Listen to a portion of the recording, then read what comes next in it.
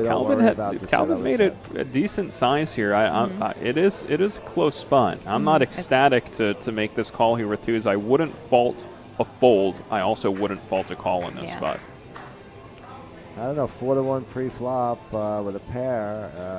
And he with does the implied call. odds taking you well over. I understand keeping your stack intact also. For Abe's sake, he's hoping he doesn't see a deuce and a 6 because that would be trouble. That would be an interesting. Well, that's not what Calvin was looking for when he 3-bet. All three Nope. players go into the flop. 8-8 queen. Not a good flop for anybody. And it's on Calvin. I wonder if he's going to continue the aggression well, or not. Calvin should take the. I mean, he already decided to squeeze the ace-10 there. He really has to come out now, and it's going to be a pretty big bet if he does. He's going to have to come out for over 600,000 to say, yeah, I know we all don't have an 8, but I have the best hand, and it's going to be very difficult for either player to call. And if either player calls, obviously he'll shut down, and the low pair will somehow win.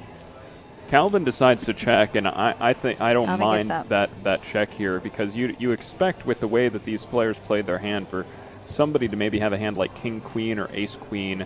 You're facing two players who called the 3-bet. They just have pretty strong ranges in this spot.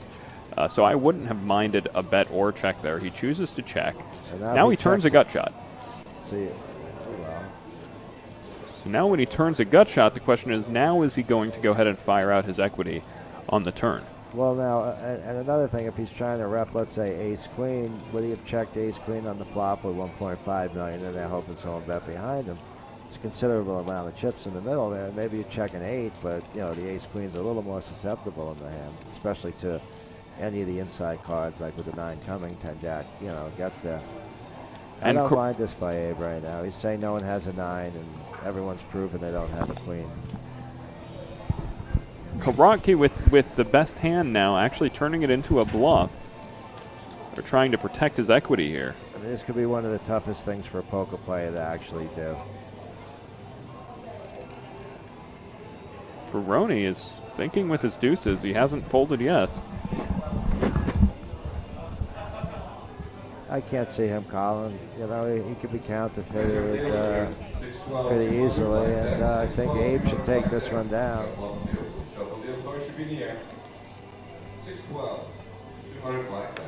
And while Calvin's thinking about folding, Angeline's. Yeah, I was just going to say, we're going to Well, please do. be ordering. No, go ahead. Okay. Angeline's, it's a new dining concept brought to you by Iron Chef and the crew host, Michael Simone. And we are going to rate it live as they're nice enough to send us some food while we're doing the stream, because I'm sure we're going to be having dinner here, probably. Wow, So is that a we ribeye on the menu? Wow, we might have to really bust out some good food today. There's tons of salads. I'm excited. We're doing such a great telecast. Oh, I forgot you don't eat meat. Oh, then I'm definitely going to get pescatarian. meat. I eat fish though. Yeah, there's That's plenty. Okay. No, I'm Plenty going of to fish, get so meat yeah. and I'm going to dribble on myself. I don't mind at all. You don't? Okay. It doesn't bother me at all. I being can cook it too. I sarcastic, just don't eat it. Wow, well, that's great. Yeah, I don't mind at all.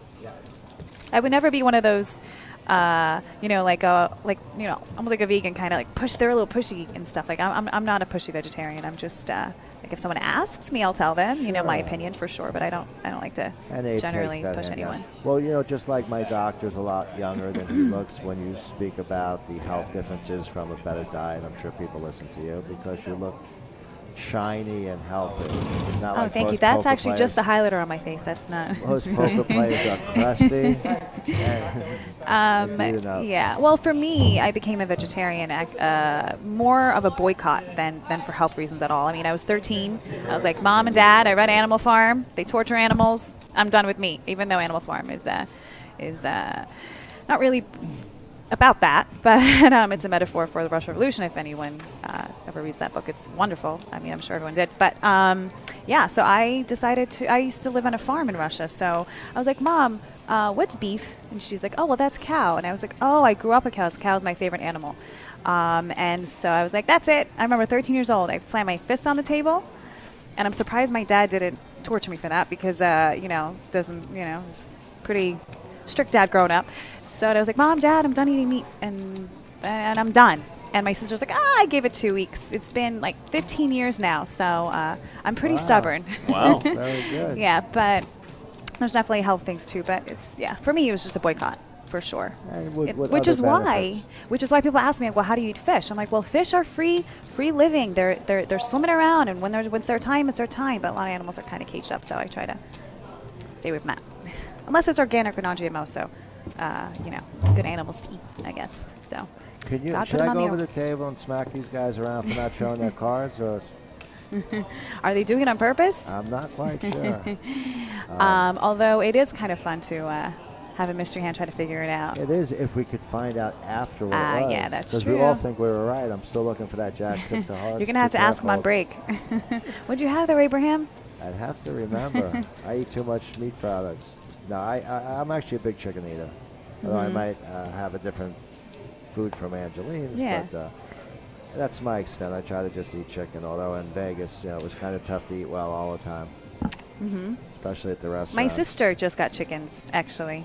Oh, boy. I don't want to see them live. I just want to see it on a plate. Plate or on the bun or something. It's funny because chicken for a long time I would go back and forth on. But 2 years I'd eat it, 2 years I wouldn't. 2 years because I would stick to basically just like white meat, which is like fish and chicken, which like red meat I stay away from. But it's a good source of protein, and I used to love chicken. So but my sister has chickens now. So now you can't have and I have to say, people, it's a myth when you say that they're not smart. You'll be surprised. They all have different personalities, all characters, and they're smarter than you think. I'm just saying. Chicken. So 8 folds, ace-6 in the small blind to Calvin's queen-king open. I don't know. Why not? It's not a good ace, but four-handed an ace is a pretty good card. Joe's thinking with the 8-4 if he wants to get a little poker savvy. Maybe he just wants to get a little bit of a read on Calvin. Not really sure if he wants to play the hand. It's only 2 more bigs to call, but only 2 bigs with 8-4 off isn't really. He's going to play the hand, and he's going to raise. Only world champs could do this, guys. Be very careful. World champ is spreading his muscles. I think this is how Kane would have played the hand in the final table. 3-bet the old ace-4, but Calvin, no, he's breathing. Bill McKeon 3-bet. Don't think I would have chosen this hand for the 3-bet. Unfortunately for Joe, Calvin does have a hand on the button this time. Yes, but a hand like King-Queen sometimes shrivels up to a 3-bet, fearing that you're up against Ace-King, Ace-Queen. And I'd be interested to know why Joe chose right now in this hand to 3-bet. I generally pick spots based on the actual cards that I'm holding. I know a lot of great tournament players, though, just kind of pick the spots. Well, now we're finding out how you win the main event. Yeah, that's true. Right, basically, what his secrets are. You have a Queen 8-4 flop. Yeah, there it is, Queen 8-4. And I was going to say bada bing, bada boom. Well, he does hit a good flop. The funny thing about this flop, though, is that it actually is more favorable for Calvin's range, as he was the button pre-flop and not the pre-flop 3-better, than it is for McKeon's range out of the big blinds. And Joe will see that. Continuation bet, which he's always going to do after 3-betting 8-4 pre-flop. Now, this is what poker's all about, not just playing your cards here. A novice player would just fold the queen-king, and Calvin might also fold the king-queen because he just got 3-bet. It's not always what you have. Calvin does a heart check.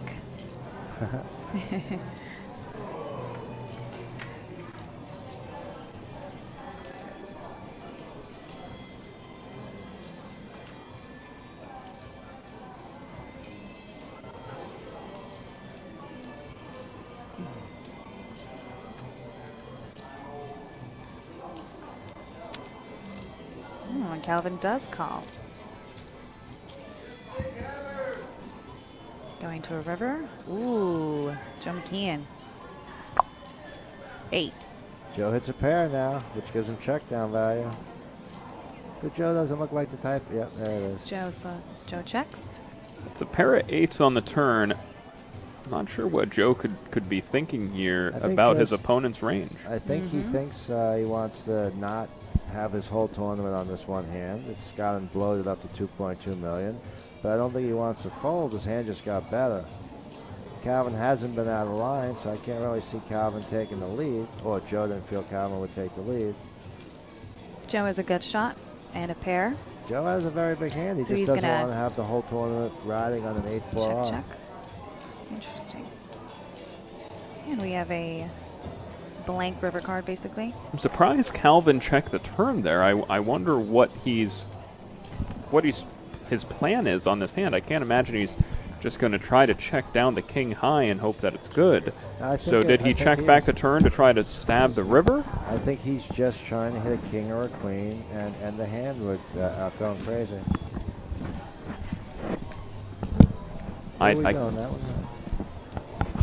Very surprised by that. I would have expected Calvin to bet the turn when check 2 by Joe, especially because he can rep a decent amount of 7s. He can certainly rep all kinds of 2 pairs on this board that Joe McKeon can't rep. He's a good high-stakes, mid to high-stakes cash game player here at Borgata. I'm surprised he took the line of checking back the turn. Now it seems like he's contemplating a bet here on the river. And the longer he takes right now, unless he's really sizing it big, the longer he takes, it almost looks to me as a tell that they're winding themselves up to bet, and I'm more apt to call. I don't think Joe's going to fold. I mean, a bet would it make sense? So either you are slow playing a pair, you know, like a little bit of an overpair or something, but kind of doubtful how this has been played out. A bet makes sense from pocket 7s. Yeah. Which would have checked the turn. I don't think Joe McKeon's folding, but I think he came out with a very big bet, and that would be the only way to win. Yeah, it doesn't. I don't like it. It doesn't really make sense. Yeah, but it doesn't matter. It's his whole tournament on the live, and he has to turn over 8-4. It's only it's 900,000. It's a pretty sizable bet, but you know, Joe 900,000, a little bit less than half pot, and I think that Joe is going to sniff this out here. I think he's going to say, you know what, any value hand that Calvin had, he probably would have wanted to bet on the turn. The only hand he's really repping is a 9 at this point, but there are a decent amount of missed hearts he could possibly have. He's facing a bet that is less than half pot.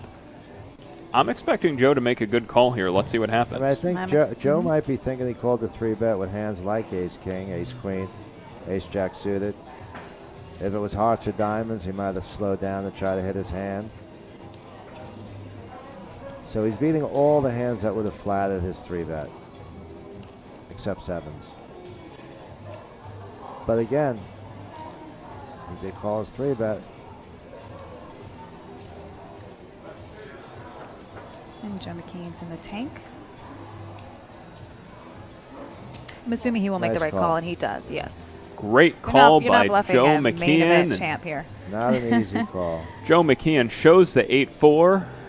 Yeah, It just with a little doesn't make grimace sense there. And I'll tell you what, I do like the river bet once Calvin got to the river, but I would have preferred a turn bet there when Joe had checked to him. Oh, yeah, agree. If you were going to bluff, but river bet just doesn't really make sense. So the chip count, Abraham has close to half the chips, 42% of the chips. Pretty nice lead, four-handed. Joe McKeon stacking up. That's my horse, taking a big one off your guy. I don't know. Your horse? We don't have any pieces of them. I we were wish. just, you know. It's actually funny. It was actually the first year that I came out. The second year I came out to the WSOP, and it was really weird. I just had like this feeling of just. I came up to Joe McKeon when I got there, which was like early June, right? And, the summer just started. I think it was like June 1st or something. I came out there. And I came up to him. It's just the weirdest thing. I came up to him and I was like, can I buy a piece of your mane? And, like, normally I buy, little pieces here and there. But at the, when the tournament, like, when the main event, close to the main event, right? So I don't know what came over me, what possessed me to come over. And I asked him. And he's like, I would love to, but I'm all sold out, I was like, oh, I have a good feeling about you. And he's just like, oh, I wish I could. I'm all sold out. I'm really sorry. I was like, oh, that's fine. That's totally fine. And then he ends up winning the thing. I would have bought 1%. I was like, dang it. But obviously, I mean, there's not upset at all or dang it at all because, It is what it is, and it's totally it is fine. What it is, yeah. And but and then that's why you do it. And then I was like, oh my God, that's why I had that feeling to come over to him. It's just, it was interesting. Crazy. And then the next year, I'm sorry, just for 1 second. yeah, go ahead. Abraham flop second. top pair, the Jack 10 against Abe's King Jack, which had him pretty dominant pre-flop. He's going to think for a little while about that. Go back, but it is an interesting isn't that aspect, interesting? the side business for some. Well, yeah. I mean, one player made over $5.7 million over the last 3 years back, and he had a third of Joe, and he had 65% of someone that made $4.2 million. Pretty so, amazing. you know, there is some people making some money off of it, and some people just throwing away dead money also. But if you look at Scott Blumfeld, I believe 3 people had $60 pieces that got about 40 grand, and a lot of other people had, who did I say? Blumfeld. Both Scots have issues. There's Bloomstein and Blumstein. Blumstein, yeah. And then, Baumstein. Bornstein. There's a lot of, Bumstein, there's a lot of Steens out there. Well, they got to start with the blah, or it's not as close. Jewish poker So player Abraham shining. bet on the flop. We had a call, and he went check on the turn.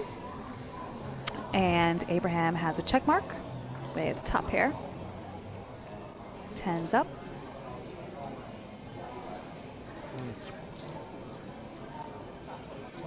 Kind of Abraham's niche to hit dominated hands well.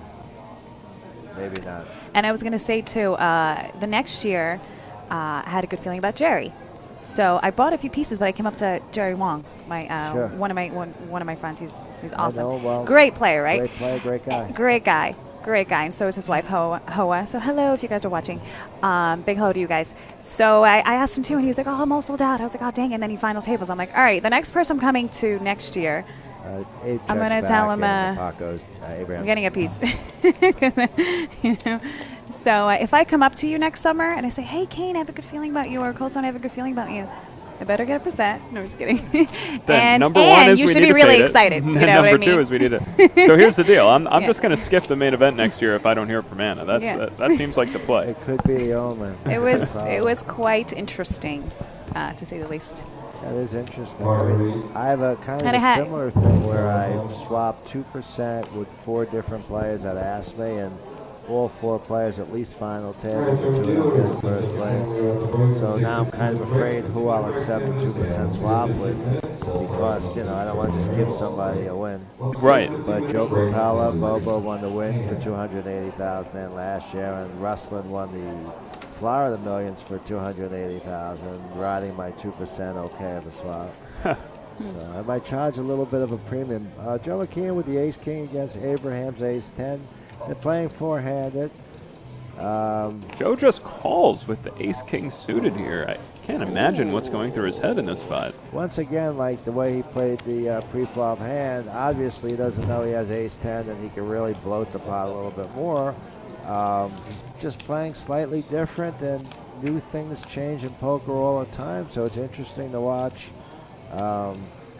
what he's doing and how he's going to continue to do it. But I could see once again he's going to win this hand with little risk.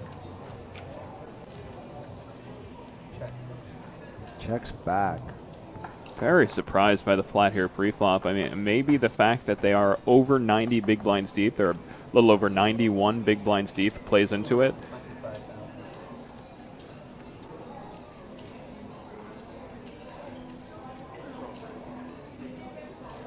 So now, Abraham betting the turn, Joe McKeon reaching it costs nothing, for chips to call. $225,000. He hasn't gotten himself in too much trouble.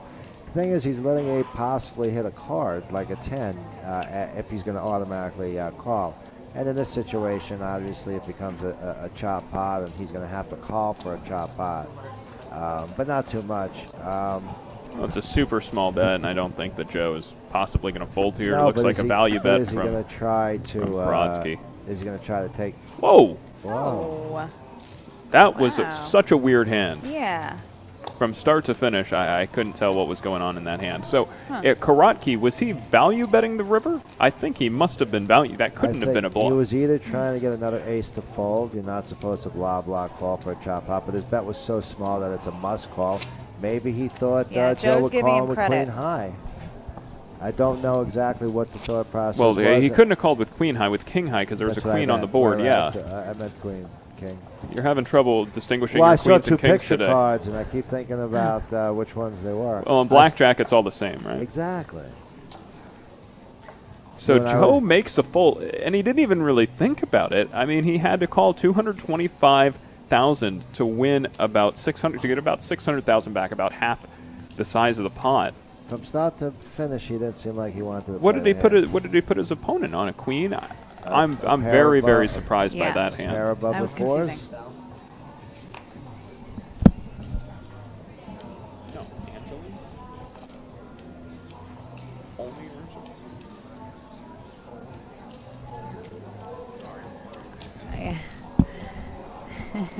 We are currently ordering food. We won't be rating Angeline live, but we are giving them a shout out. Hello. Yes. And check them out. They're really good, from what I hear. From what we hear. From what we they're hear. We don't really get to good. try today. They're but probably pretty good. Abraham yeah. flops a queen high flush draw, and Joe flops two pair. I think this hand might get a little bit bigger than the last hand, and I think Joe might press the hand. So I mean, you know, even though Joe loves his hand, he knows if another club comes, he's in trouble. I think Abe feels his queen high would be good if it comes because Abe likes his hands. Did Abe raise? He did. He did. Like I said, Abe likes his hands, his draws. Queen I high could flush see. draw? I could see. Interesting, because Joe make I could see this being played either way. I could see Joe trying to see a safe turn, or I could see Joe blowing it up. That's a really bad card for Abe because it gives him a multiple amount of outs now. I mean, he can't fold this hand, and I could see this hand getting to be the biggest hand we've seen as he checks his this is an 14 interesting outs. board. I don't think Joe's So Abe afraid now of the picks king up an filling a open-ended. straight, but he checks it back anyway, trying to duck the club. He ducks the club right now. And he ducks a straight, too. And he ducks the straight, so Abe's probably going to bluff at it because he played this hand backwards. But it's going to work out And for we'll him see because he what was he up does. against two pair. I mean, if he tried to push the hand, Joe's never folding the flop. And I mean, Abraham looks like he's contemplating whether this to... is the wind-up. If you're looking for tells on people, this is the wind-up that goes on. See, I like when he sits and takes his time He to gave think. up. He Yeah. checked. Now, I'm not sure why he needed to take his time checking there. Usually when you do that, you're trying to stop them from betting the river, but I think he probably hopes there's a bet on the river so he can muck his hand and move on. And Joe McCain thinking he's good here with his 10 and try and get some value out of it. His 10 jack. Oh, he's two pair. That's right. Sorry, 10 jacks up. Yeah, at this Excuse point me, he knows. excuse me. Yeah, he's hoping. Yeah. He's hoping maybe Abe hit a king. Heck, Abe might call with a jack. He's a sticky player because he's been right so many times. I'm sure. And Abraham does fold. So Joe Joe picks up a McKean 2.2 picks up another pot. million chip pot. I'm sure Joe's happy that he's taking chips away from the chip leader and able to add it to his stack. Yes. As we have seen, Joe has opened up his game, more aggressive. Which And now is he is MO. in second place. So we have 7.8 against almost 6 million, a little over 3 million, and 1 million. So Calvin's on the bottom side With with 1 17 million. big blinds. And if we're still at 30-60, are we 40-80 yet? And again, we have a $20,000 pay jump.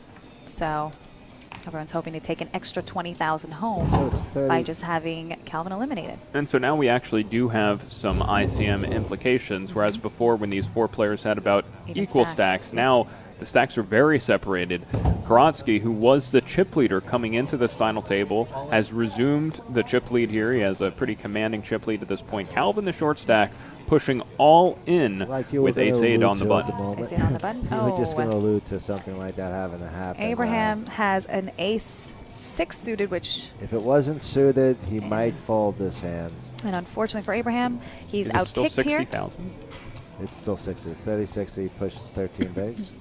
13 and a half. That's about 17 big17 blinds. bigs. So Calvin shoves 17 big blinds on the button. It's a pretty... that's a lot of big blinds to shove here. I don't know. I think it's fine. I probably would have min-raised this hand with 17 bigs, but I don't... It's the kind of thing where, okay, when you have ace-8 on the button and you shove 17 bigs, I don't really expect to get called by worse, but I do expect to get called by better. And now Abraham's in a position where he does have worse. In fact, he has probably the best hand to call, one of the best hands to call with that is worse, and I think he's going to find a fold, but let's see. I don't think Abe's going to find a fold because of the suited nature of the hand. Abe likes these hands, and he's been hitting them like a champ his whole life. Calvin seems to put his whole stack forward each time. Plus, even though he has 17 bigs, he's impending 13 bigs in probably about 4 or 5 minutes when the next level starts at 40-80. So sometimes when you get down to the end of the level, you're already thinking about your bigs for the future level because it's 5 or 10 minutes away. But it's still a pretty big shove in a spot like this. And Calvin is, I'm sure, sweating.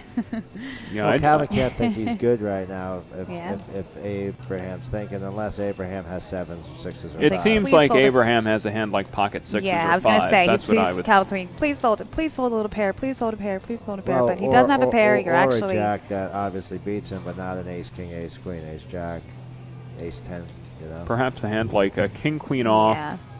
We consider ace-6 the worst ace in the deck because of the no-stro draw. Or king-jack suited, or... But Calvin does want to call here, as he has Abraham outkicked.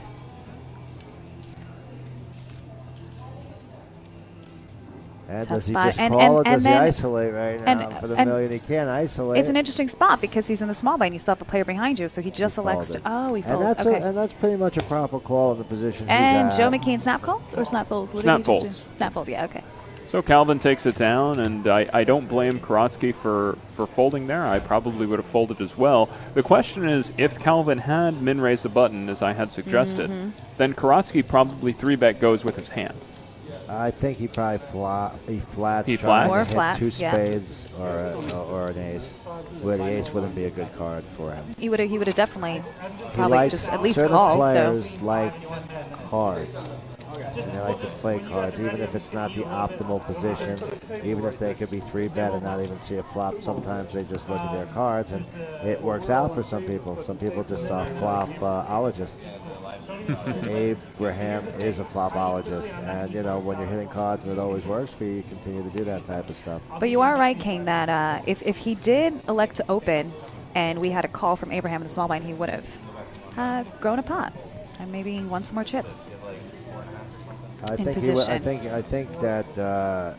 he would have had to hit his ace to get any chips because Abraham will bet.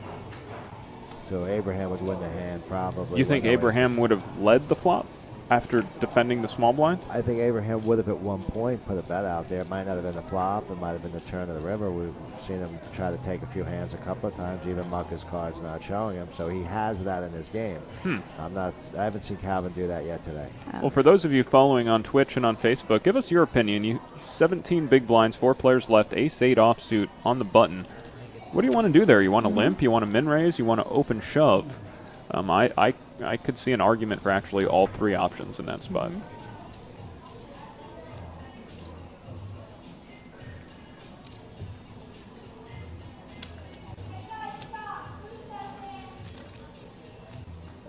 So here we have Joe McKeon continuing with the small blind limping strategy. Abe Ferroni with the Queen A getting a little bit out of line here, raising it up to almost 4 times the big blind. McKeon saying, I got ace-3 of clubs, I'm not folding. Of course, McKeon flopping middle pair here against Ferroni. McKeon also with a backdoor flush draw.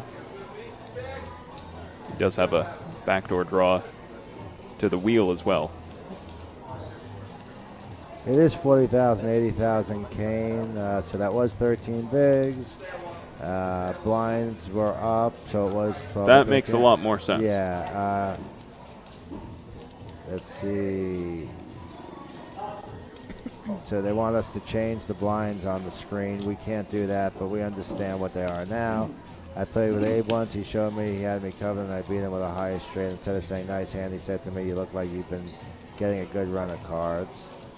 Okay, so Abe didn't say anything nice to you when he beat you in the hand. Then, guys, if you're playing poker and you play it for a living, try to be nice to everybody. This way they'll come back. I said something for you.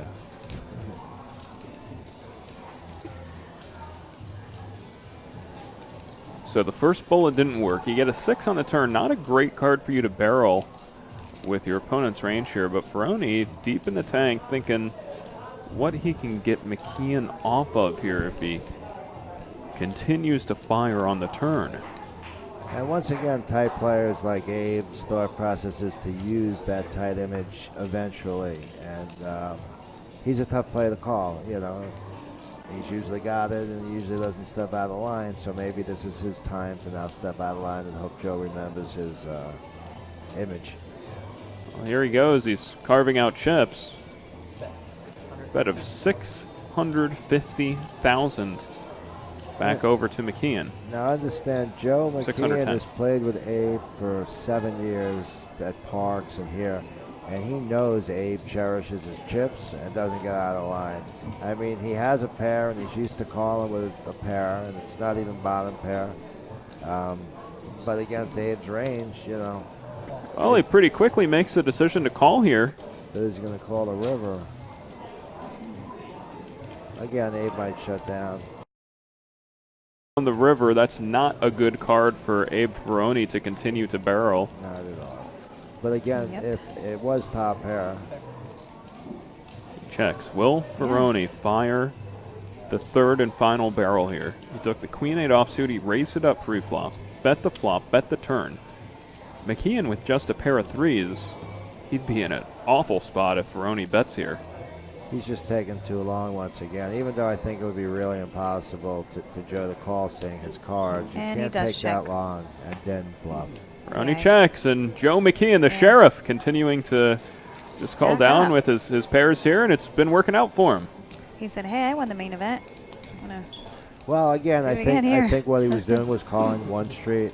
You know, I don't know if he could have found another call, although the 7 Yeah, wasn't that the best river card. was not a good call for him, obviously, to continue his bluff. So it's just Joe Well, McKeon's I calling. mean, you know, usually if top pair is a better top pair, and like a 10 or a jack, and you have an over pair and another 10 or a jack comes, you know, could possibly represent they it. well, they have Yeah. it.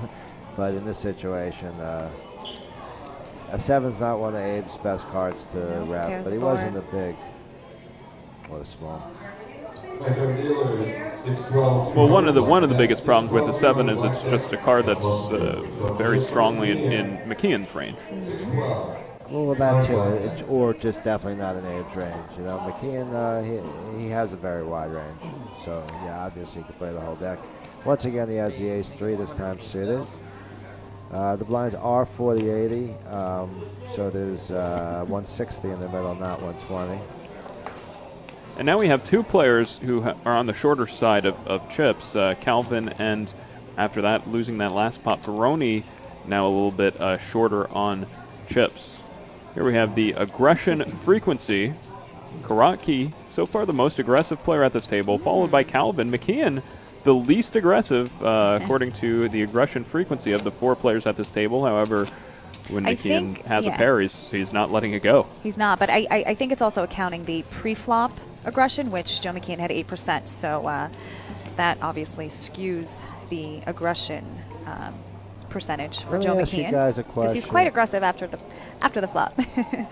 He is. Yeah. He's really tough to play with. He's tough. The question is, Abe had told some people at the table, I guess demeaning them a little bit, that it's easier to play with pros than you guys. But, you know, other people are chiming in saying, you know, they agree with that, or do we agree or disagree? What was that? Well, would you rather play against a pro, which you kind of understand what the pro's patterns should be, or against a novice player that makes bad calls but gets lucky? Well, I would love a player that is on the table who makes bad calls. I mean, obviously, for me, I would love people that I don't know about because, you know, I'm probably going to win a good amount of chips, right? But at the same time, there is also an advantage and a disadvantage playing you know, against a pro. One, you know, obviously they're good players, and two, well, for me, I enjoy you know, testing my skills and battling and stuff like that. And number 3, I mean, they're going to be playing most of the time, you know, GTO, so it's going to be a little easier to understand. Which is Abe's point. Right. So I totally get that, Right. because but the thing is, when I first started playing, I was like, oh, I want to play against a pro, and like, I'm gonna figure this out, and they're so much easier to understand. And then the more I started playing, I'm like, okay, wait, no, that's kind of the opposite. I'd rather have a person on the table that I don't know about, that again, make bad calls and you know, win as many chips as I can. So Understanding what your opponent does with his range does not give you an innate advantage. If it is possible to play poker perfectly, if you're playing against somebody who's playing perfect poker in theory. Now, of course, nobody knows exactly what that looks like. But let's say you are hypothetically playing against somebody who's playing perfect poker in theory, then you're not going to be able to exploit that person no matter what you do. So I hate to stop, this is an but interesting this is gonna flop. be a We very have big hand right now. Joe McKeon has top pair, and Abraham is open-ended. Interesting. Yeah. And did it go limp? Was it a limp pot? We kind of missed that. There's 320,000 in there, so Let's check. Yes, so it was limp pot.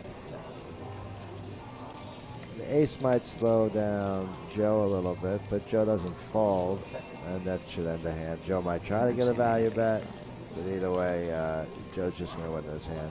So we could go back to your theory on playing against pros or novice players, whatever you.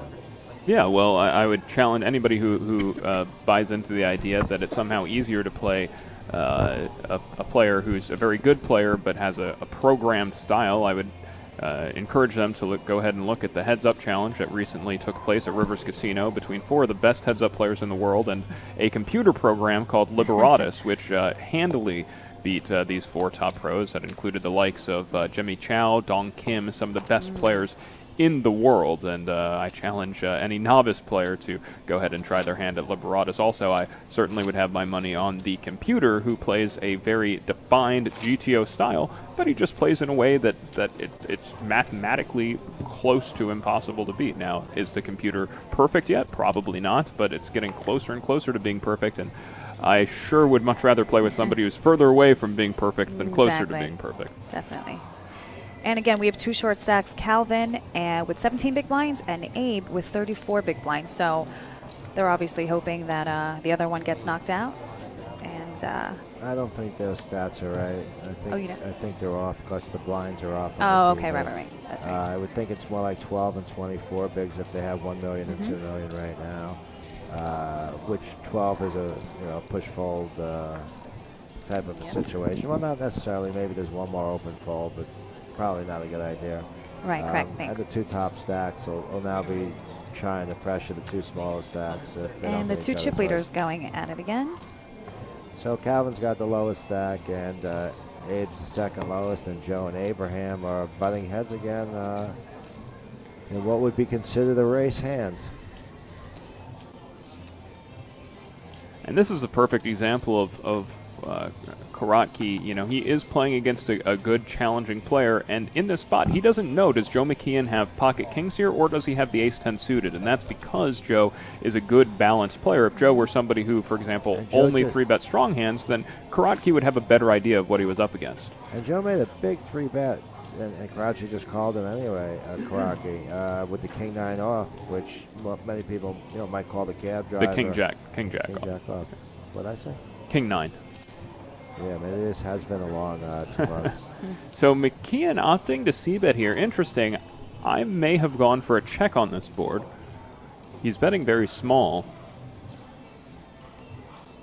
I mean, his style is just changing so rapidly from playing that passive ace-king hand to leading this hand. It's really tough to play against him, and Abe just has to fold his hand. Abe lets it go. I probably would have peeled once there with Abe's hand with backdoor straight potential and the backdoor second nut flush draw, but Joe McKeon takes that pot down. Yep, that's the aura of the main event champ. You don't really want to battle against him, even in position.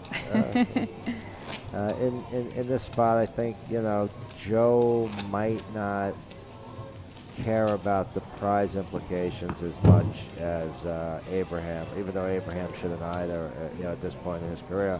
But, with the other 2 stacks, having such a little amount and moving up to 200,000 from 100,000 if you don't make a mistake. You know, that's a $100,000 difference, which is almost first. Well, that's place if in you many if you tournaments. move up 2 more spaces. It would require both eliminations. With Yeah, one yeah. having, you know, with both of them being Both the of two them are short, stacks, yeah. I mean,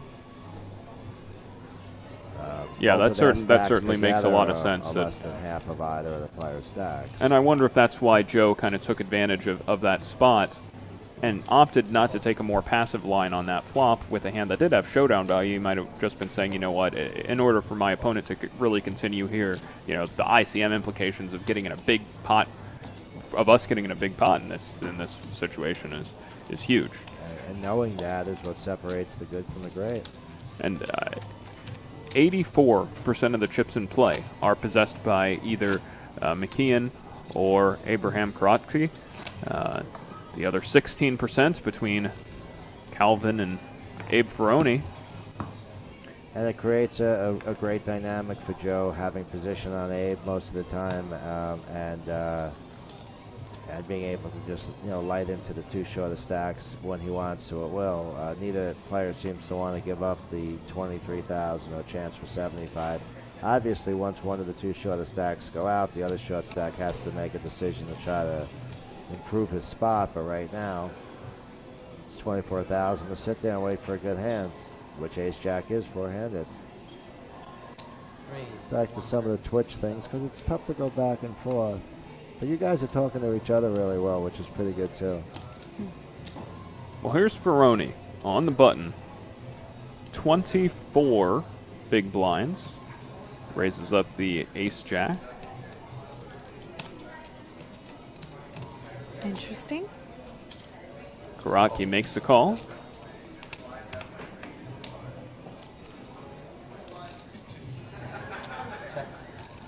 Deuce 10 Jack, top for Abe Ferroni. Checks over to him. I said interesting because I actually thought that Abraham opened the hand for a second, but I was like, no. Yep. This should See go how to open bet it. fold.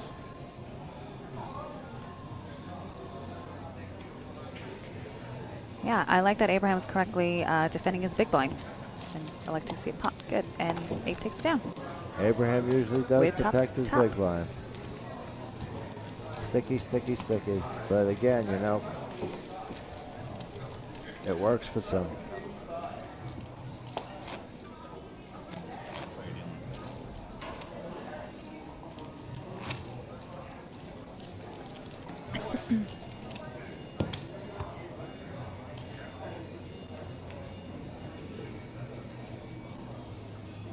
Did you get to play in any of the events? I Have you guys- just played in this event. Oh, fired 3 bullets, 0 for 3. Wow. Aw. Yeah, I played in this event one bullet, which is what I like to do. And I'm in cash, so I made Oh. money. Good. How much was them in cash? 49, 40 something. That's pretty good. 49, That's not 50. too bad. Yeah, and you know what? They we pay ended- 10 or 15% of the field in They these. paid 10% of the field, and we 10%. ended on the last hand, so most of does the it right. field had a bag 4 bigs because of the money bubble, and once it ended, the people couldn't get rid of their chips, so it was kind of interesting to watch so many decently named players bagging like 18,000 coming into the 4-8. What place did you actually get? I got 55. I didn't know 7 people busted the first hand we got back. Wow, you missed that pay jump by 1 spot. And I probably wouldn't have jammed the king 9 in the cut. I would have waited one more hand for the pay jump because, you know, it's an iffy thing. It's a push fold. Yeah, I have 50,000. I have 6 bigs. Pretty much supposed to push a king 9 course, on yeah. right. But, you know, if you're all of a sudden picking up, and it was a decent prize jump, it was another $700 or $800. You wait one hand. Right. But things happen fast, and we were trying to play for 350,000. And the roles are reversed here, but in different players. Oh, we pulled it. Okay.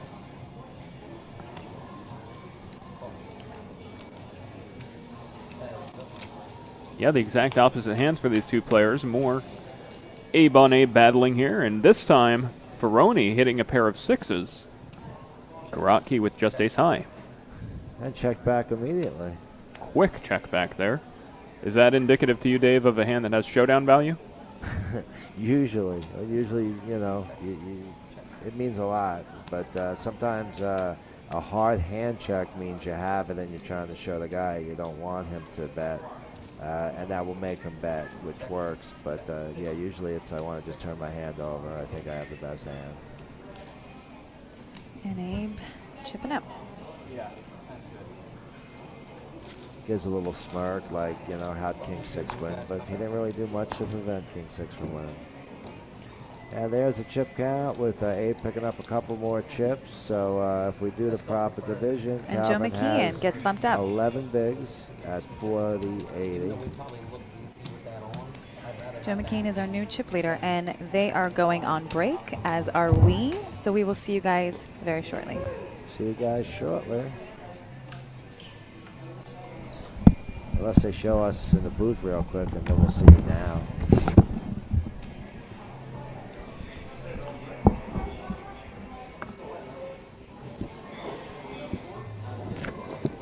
Are there any blackjack tables open out there? Just kidding, I don't play table games much.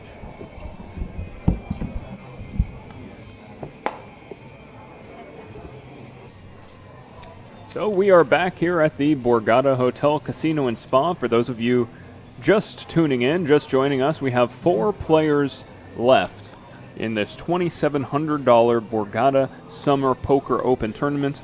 It got 600 total entries. That's a lot of entries for this event, with a total buy-in of $1.5 million, and these 4 players are competing for a first prize of about $350,000. So far at this final table, we've already had 2 eliminations. Justin Liberto got 6th place, and Wen Zhang got 5th place. And now we have two stacks that are very big, 2 stacks that are very small, which creates a very interesting dynamic at any final table. McKeon and Abraham Karotki, both the big stacks at this final table here, whereas Calvin Lee and Abraham Ferroni are the 2 shorter stacks at this final table.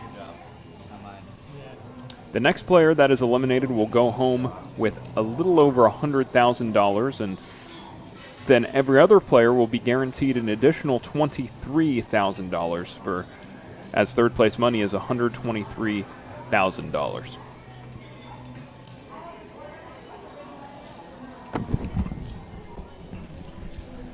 And it's folded over to Ferroni on the button with King Queen offsuit. This chair.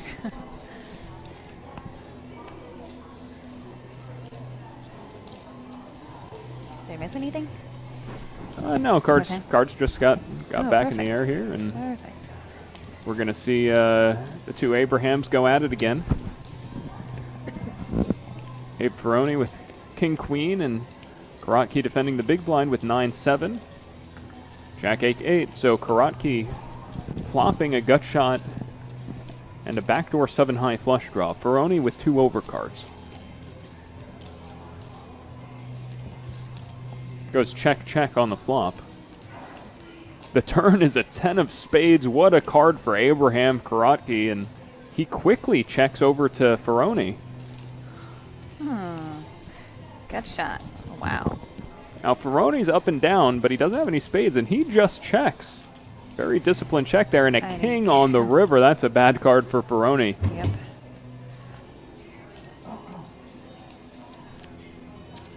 He was definitely hoping that card did not come.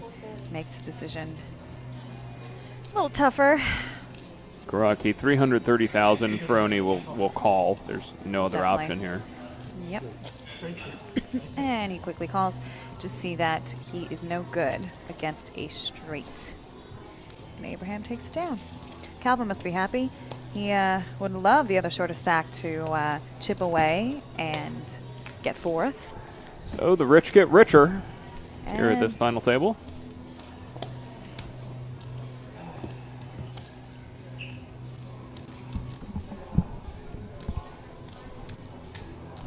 I'm assuming the blinds went up too, right? The blinds have now gone up to 50,000, 100,000. Okay. Roughly triple starting. So Calvin has 8 big blinds. Ugh. And he's in what position right now? He's on the button.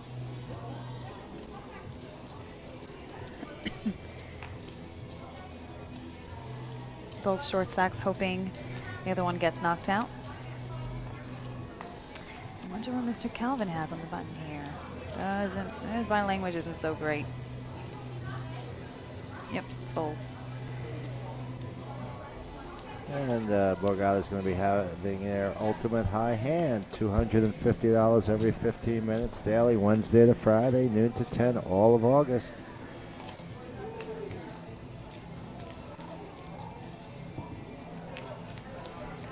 So Abraham completes a small blind. McKeon with the old deuce 7 checks his big. And Abraham's getting chips out. Snap.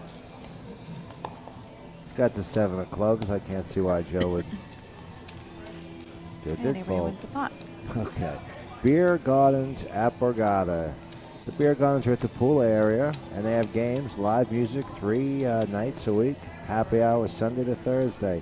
I stopped over there yesterday, played some Happy ping hour. pong, kicked some butt. Oh, are you a good ping pong player? I said no, and then I We're going to have to really play well. a game after this. I love ping Anytime. pong. Yeah, I don't lose too often. Really? Oh, well, okay. You definitely have a game now. Okay. Are you more of a power guy or more of a spin guy? I could go both ways. Usually my serves putting Go both people at a ways? disadvantage in poker. I mean in ping pong and poker. Yeah. So yeah, usually I'll you hit do a the hard spin? backhand Oh. serve and usually have a high return come to me, and I'll decide what I want to do at that point. Wow, we'll have to play later. Sounds I'm good. I'm a Definitely. very accurate defensive kind of That's good. kind That'd of be table nice. tennis player. I'll have to do a few back spins and drop a few short on you if you go back too far. But yeah, it'll be a lot of fun. So one thing I can't do is spin the ball in ping pong. Can you hit I've back tried. a spinning ball? I could, yeah. I mean, obviously it's more difficult than just a top spin, but Yeah, I'll probably have you hit it off the table to the right. That's what I'll tell you. I'll tell you it's going to go off to the right and go well. okay. You know, and I'm glad you're doing That's these pretty cool. promos because I didn't even know they had a ping pong table here. I'm excited Yeah, about that. I actually have me serving a serve Wait, where to is this? Luke Slayer yesterday and having him just not hit it back too well. I put it on Snapchat. Where's the ping pong table? Right next door in the Bear Gardens, next to the parking lot, next to that new pool they built. Is that lit at night? Do you know or? I do not know. Okay. Interesting. Did you get some Okay. nice brews yesterday? They have a nice selection out there. They do. They have Yeah. like 100 beers. I'm not Wow. the biggest beer drinker. You know, I still like more of a vodka drink. You know, Grey Goose with a little soda instead. But they did have plenty of beers. We got the 2 shorties in the small blind and the big blind. Calvin in the big blind with 8 big blinds. And he gets a walk. He must be happy with any 2 cards. Yep, he's very happy to get a walk there. And no one had anything. Well, Veroni folds. I believe that snap shove would have had him shove there for 7 or 8 big blinds. What But did it's close. what did Abe have? He had 7-4 suited. 7-4 suited. Yeah. I believe it would be any suited cards that Yes. stacked up. And a thank you goes out to Nightbolt posting the prizes for everybody following on Twitch.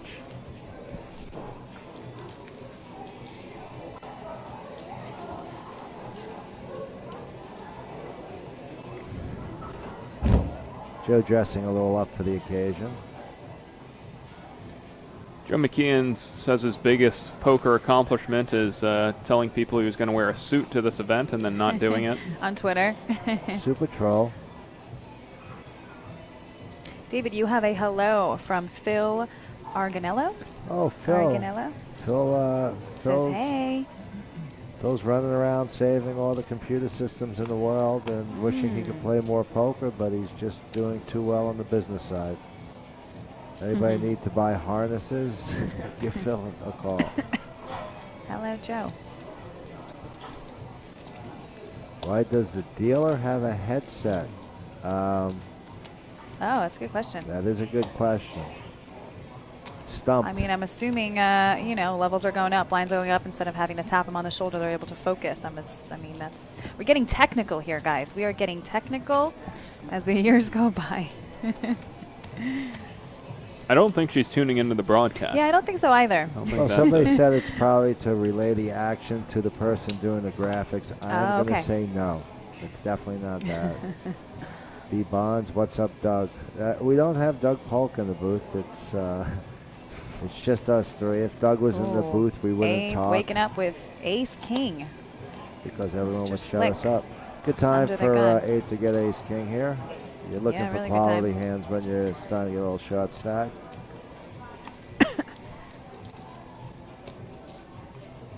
And Calvin folds. What a terrible fold with 8-3. I would have been all in.